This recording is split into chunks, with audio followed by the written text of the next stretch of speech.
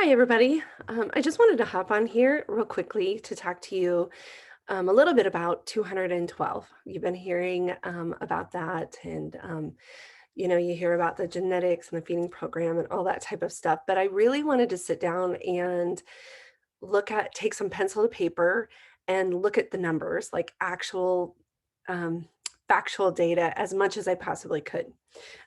Before I get into that, though, I just want to tell you a little bit about myself. My name is Heather Scar. I'm owner with my husband of Meadowlark Farms. Just a little bit about us. We married. I was pretty young. He was not so much. While he was in the military, he was in search and rescue, and he served for 20 years and retired. And we ended up back at my grandpa's farm. Along the way, we had two of our own children and adopted four more. So we just thought it would be a great place for us to settle down. We purchased my grandpa's farm and settled down there with our six kids. And sorry, Kunekunes ended up being something great for us to get into. They're very mild mannered. If you don't have any, they are wonderful to be around. For my husband, it actually has helped, like PTSD after being in search and rescue. You can imagine he has a lot of PTSD from the military. And for him, he can just go out and sit with the pigs, and it just is instantly soothing and relaxing. So for us, it just has been kind of a niche.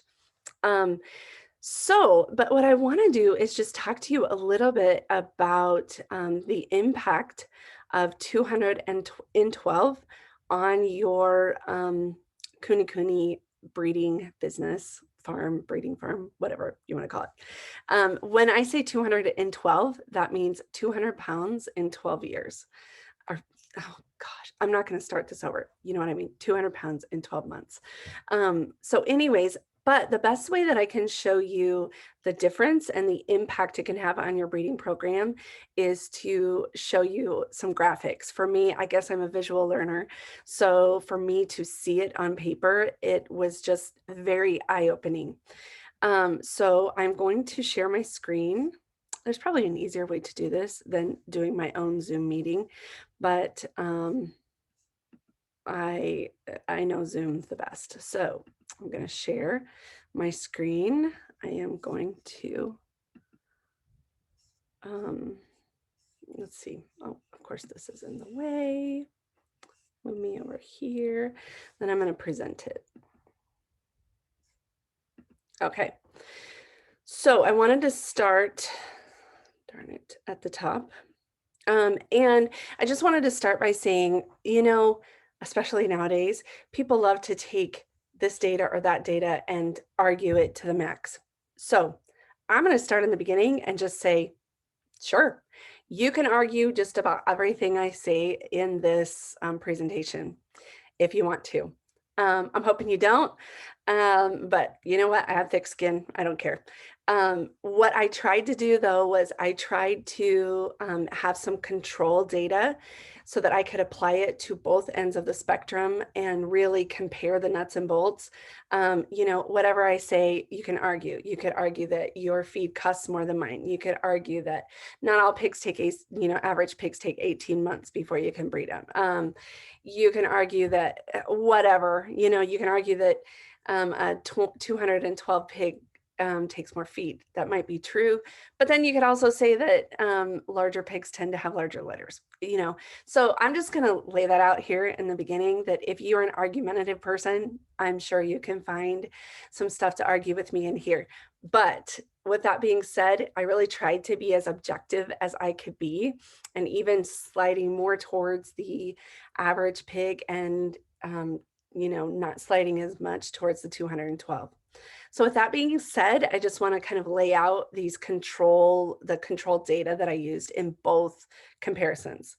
So I figured that you would breed a pig at an average of 200 pounds. I realize there are some sows that will never get to 200 pounds, but that's kind of my control data that I have there. I figured an average litter of 7, and in that litter of 7, when I figured that litter, I figured in 1 retained gilt. So every litter you would retain 1. I figured one breeding gilt sold at the original purchase price. So if you bought a piglet in the beginning of the study for $500, then you would sell all of those, which interestingly enough, I will just put a little plug in here because for me, honestly, I started out by not selling my piglets as much as what my mentor was selling them for because I almost felt um like it was, like, who am I to say that my pigs are as good as hers because she's been doing it a lot longer. But at the same time, you don't want to undercut your mentor. You don't want to take her genetics and sell it for less. Anyways, that's a side note. So you sell the breeding gilt at the original gilt's purchase price, and then I figured in 5 meat pigs sold, and I figured them at like $125 each. I know not a lot of people sell them at that price, but that's what I figured it for. I did figure 1 month for the sow to recuperate before rebreeding, which you can argue with that, but just for data's sake, that's what I figured. I did not figure in extra feed for the sow with the litter, which of course you would give the sow extra feed, but I did add in the one pig's feed at birth. So when you have a litter, I figured in one feeding because you're going to retain that guilt. It's hard to figure out what to do. So I did it long term, a little bit long term, slightly long term. The data was figured from January 1st, 2021 in both studies. I had the guilt born January 1st, 2021, and it went through December 31st of 2024. So, and then I figured in $15 per pig per month for feed. And I realize some of you are going to go, whoa, I pay a lot more than that. Or some people might say that's expensive. That's about what I feed per pig. And I know that I'm very blessed here because the feed that I get is very reasonably priced from our co-op. So doing, I wanted to tell you that I used for the average pig, which is what you will get for an average Kunekune, I used the outdated AKPR weight goals. And so if you look on there, it says 18 to 20 months. Oh, it says 225 to 275. Well, anyways, I had 18 months being about 200. So I figured it about 18 months. And I do know that I hear a lot of people talking about waiting longer for their sow to breed. So in the average pig, I figured breeding them and having them mature at 18 months. The new weight scale, which is 212, is getting your pig to 200 pounds by 12 months. Totally doable, guys. I have a whole litter today that it's their birthday today. And the two that I kept both are at 200 pounds. Actually, the one's bigger than 200 pounds. But so I figured, based off of this, I had the 212 pigs breeding at a year. So here's where we start. So this is your average pig. Okay, so this is your average Kunekune. This is what you're going to get from most farms because there are actually only 4 that I know of in the US that are producing consistently 200 and 200-pound pigs in a year. There's 2 in Canada, so 6 in AKPR registry. So if you figure, because I hear this all the time, well, I'm just going to buy a $500 pig. Okay, buy the $500 pig. This is an average Kunekune. So if you have that one gilt for 20, and don't judge me by my wattles. I know my wattles are kind of wonky, but so you had $500 for the purchase of your stock. So then you have your one pig times 12 months times $15 a month for feed, $180. You have one pig in your herd. Your income is nothing. Obviously, you haven't had a litter yet. Go to 2022. So remember, the average pig on average can breed at about 18 months. So breed, that would be in June, would be 18 months. It would farrow in October. So in October, you would have a second gilt to add to your herd just from buying that first gilt. So your expenses, obviously 1 pig times the 9 months times $15 feed, $180. Remember then I just added that extra pig, even though you would have more because it's nursing piglets, whatever. 2 pigs times 3 months times $15 feed. Now you have 2 pigs in your herd. So for that year, if you have the litter, you retain 1, which is in there. You sell 1 for the same price as what you purchased it for, $500, and you sell 5 meat pigs. So with those together, you make that year 1,125. That's your gross income, obviously. Okay, 2023 gets a little more interesting. So, darn, I'm right in the way again. Your sow would be bred in, I'm gonna move me over here. Sow bred in January and farrows in May, bred back in August. And I kind of figured like the first of it just to, to make it easier on myself. And farrow December 1st. Your first gilt is still not ready to be bred yet. But from those 2 litters, you add 2 more to your herd. So 2 pigs times 4 months, $1,520, 3 pigs, 7 months, $315, 4 pigs, 1 month, $60. Now you have 4 pigs in your herd. You have an income of $2,250 because you had 2 litters. So you sell 2 breeding gilts for the price that you purchased. You sell 10 meat gilts for $1,250, which gives you an income of $2,250. Gross income, I didn't figure the net income yet. So let's move to 2024. Okay, so 2024, remember I stopped it at the end of 2024. So your sow was bred March and farrowed July 1st. Your first gilt was bred April 1st and farrowed August. And then your second gilt would be able to be bred in December of 24, but wouldn't, have time to have the babies yet. So your expenses, 4 pigs, 6 months, 360, 5 pigs, 1 month, 75, 6 pigs, 5 months, 450. You have 6 pigs in your herd. So after, from January 2021 to December 2024, you now have 6 pigs from that 1, if you retain 1 from each litter. Obviously, there's so many variables. If you don't want to have 6 pigs, you could sell them, you can make more money, blah, blah, blah. But as far as trying to compare data, that's what I kept it at. So your income would be $2,250 because you would have had 2 litters, sold 2 breeding gilts for $1,000, sold 10 meat pigs for $1,250. So here's a summary graph. Notice that the top is 2,500. So using the data that I plugged in, the control data, with that pig, you'd never make more than $2,250 in a year. Your total expenses was $2,330. The total income, $5,625. Your net income is $3,295. And your total pigs after that amount of time would be 6 pigs. Okay, I hope this is making sense. So now I want to show you the difference with a 212 pig. Okay, so say you spend $1,000, which is quite a bit really for a registered pig, but remember there are not many farms in the US doing this. You purchase a gilt for $1,000. That means you turn around and you sell it for $1,000 though, because you have the genetics to do something special that a lot of other people are not doing. So you have $1,000 for the purchase of your stock. 1 pig times 12 months times $15 gives you $180. You have 1 pig in your herd, no income because, your pig has not had a litter yet. 2022 gets a little bit more interesting. Your original gilt, now sow, is large enough to breed at 1 year. You breed her in January. She farrows in May.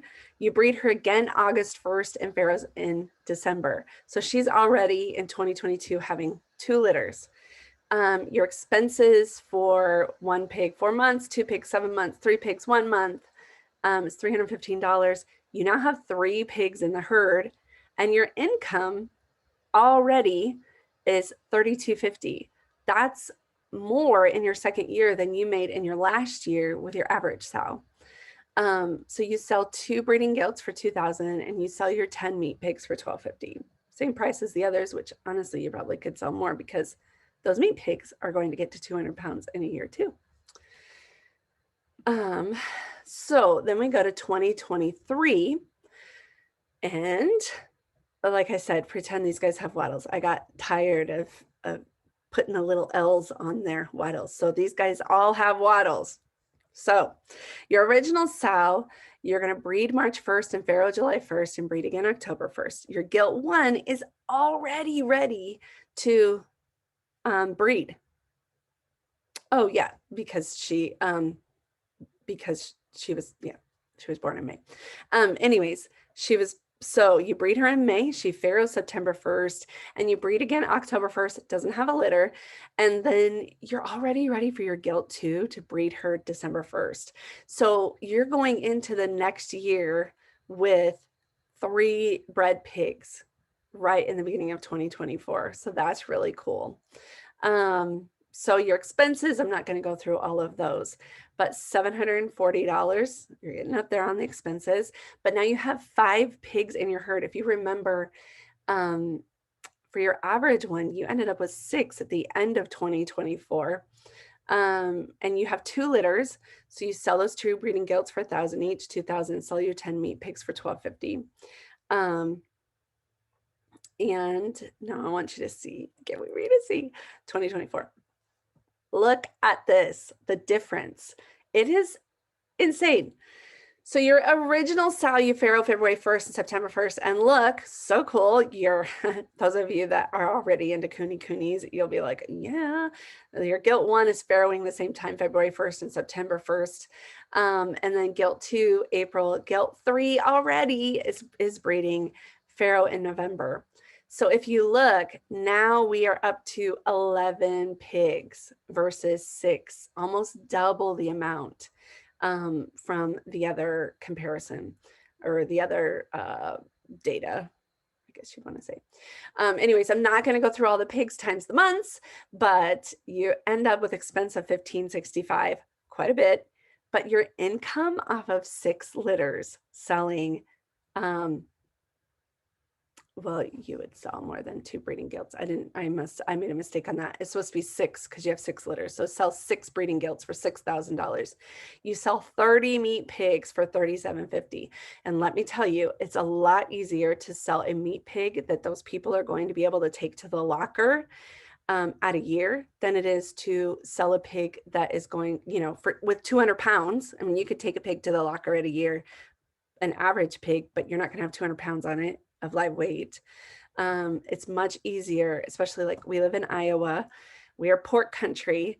I'm telling you, when I first started and was telling people they were gonna have to wait 18 months to take their pig to the locker, it was impossible to get people to listen to me past that statement. But now I can say yes, and they are ready in a year. It's much easier to convince people the benefits of heritage hogs than it was before when it was 18 months. So let's look at the graph. So notice the top of the graph is 10,000 now. Before it was 2,500. They're the same size, but different numbers on the left. Your total expenses is 3,800, not a ton different from your other total expenses. Your total income, the difference is 16,250. Your net income is 12,450. Your total pigs is 11. And here, I mean, the thing is, people are going to realize that keeping pigs around for 18 months has such a huge impact on your breeding program because number one, you have less impact on your pasture. You're not rotating your older meat pigs through with your younger meat pigs. Like for me, I'm going to be keeping my meat pigs that I'll be selling for my January farrowing. So that means that my pigs, I can send them in December. And so then I will not be overlapping the young with the old meat pigs. That will help save on the pasture. When you're keeping them for a year, you have less impact on your pasture. I mean, the difference from having pigs trample on your pasture for 18 months versus a year, that's a pretty big difference. And also, sorry, I'm looking at my notes. I want to make sure that I get everything that I said. I've heard people say, well, it's just going to be for a family, so I don't need the pig, I don't need fancy hogs or something like that is what they've said. But here's the difference, guys. Even if you are just breeding for meat for your family, you want faster growing genetics because again, um, you're still having less impact on your pasture. You still are putting less time. I don't know about you guys, but that is the biggest benefit for me, not having to spend a whole year and a half with a meat pig before I send it to the locker. You're not spending, yeah, I mean, there's just so much benefit to having even your own meat pigs. And then there's the whole argument between registered and unregistered. And right here, I'm just going to say, something, the only way to be absolutely sure that you are getting the Kunekune genetics is by buying a registered pig. If you can turn around and sell what you bought it for, to me, it's a no-brainer. So I'm going to go to the next page and I compared all of them and I'm going to give you just a chance to look at it yourself before I talk about it.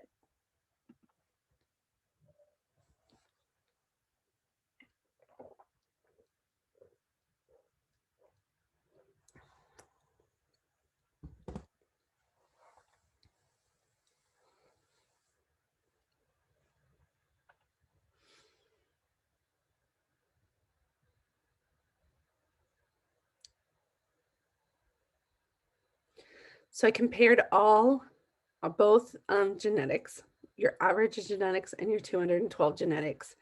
Your comparison of expenses, it is more to raise your 212 genetics. But it would be less per pig. I just thought of that. It would be $1,470 less a year, but you would have less pigs in the end, Your comparison of income, you would have 10,625 more for your 212 genetics if you turn around and get the same as what you paid. Your net income comparison is 9,155 more for 212 genetics. And in the end, you would have 5 more for your 212 genetics. Now, of course, like I've said before, there's so many variables. I mean, you may not want to keep 11 pigs. You may choose to sell 2 gilts per litter. And I'm going to give a shameless plug right now that please, please, please only sell a couple out of your litter, only sell the very best. I mean, that's how you can get a little more. If you have stellar pigs and cull the rest, I mean, the pork is amazing. So, so when you look at these numbers, I just want to say, it is smart if you can't, I mean, say a pig is $1,000 for a 212 for a farm who consistently does 200-pound pigs in 12 months, and say they charge $1,000 versus somebody who charges 500. You're talking $500. If you have to wait 6 months longer to save up that little bit of extra money, it's worth it. You're still going to be ahead in the long run. It's so much better, in my opinion, from the data that I've done. Like I said, if you're an argumentative person, you're going to find tons of arguments against what I'm saying. But and the other thing that I want to say is the best part about Kunekunes is they are so diverse. So I'm not judging anybody if they want to have a pig that lasts longer or they want smaller pigs. I've heard that argument that they're small and round. And so but I tell you what, my babies are small and round. But, whatever your desire is for your farm, you can do. I am just talking about, for us, it was smarter for us to do 212 because we didn't have the money to just have them sitting around here for 18 months. And well, I guess maybe I didn't have the patience either. I don't know. But for us, it worked with the 212. And I would think once you look at the data, that might be something you might be interested in too, possibly. Just something to think about. Oh, and I do definitely want to say, I'm not saying you buy this pig and you're going to make this amount of money. I am just trying as best as I can to compare apples to apples or apples to oranges with same data, to see the comparison of the two. So, so you might be wondering what farms are consistently showing 200-pound pigs in 12 months. So these are the AKPR, the American Kunekune Pig Registry, which is what our farm does. So that's what I used. At the top, you have Lori Enright, of course, with the USA herd. She's consistently producing it. She's in California. Oh gosh, yeah, Washington. And then let's see. You move to the left, you have Ivanley Farms. She's in Tammy Keller, and she is in Canada. So if you are in the States, you would not be able to get one of her pigs unless you imported it back, which probably is not feasible for most people. You have Puget Sound Pastures. I hope Mitchell Eastwood, I'm pronouncing that correctly, but he is in Washington. You have Whispering Wind Farms, Kelly Worthington. She is in Canada also. For me, it's just like that whole big land up there. So I don't know what part of Canada. They're both from Canada. And then you have Emily Hendel from Anchor Meadow Farm. She and I work together a lot in a partnership, and she's producing it too. There's a couple of other farms, but I didn't get their permission yet to print them in the video. So and then of course us, Meadowlark Farm, my husband Steve and Heather Scar, we're consistently showing our weights on scale, and you can see it on our farm page. And then I just want to say, if you're somebody that you feel that should be listed in here and you are consistently publishing weights on your scale, I'm not going to add taped weights because I think they can be so far off, and you're an AKPR breeder, please just send me an email and I will add updated farms to this as we go. So anyways, this ended up being a little bit longer than what I intended it to be, but I hope that you can look at it objectively and think about it objectively, because I didn't realize the data would be so dramatically different. And when I actually started like penciling it out, I actually started at 10 o'clock and my husband was like, why do you start stuff like that this late at night? But for me, it was exciting, and it was so cool to map it out and see these things and, just look at the graphic, I guess, because I am a visual person. I knew in my mind it worked out well, but I didn't know how well. I didn't know how extreme the comparison was. So anyways, I know any of these farms would love to talk to you. We'd love to talk to you.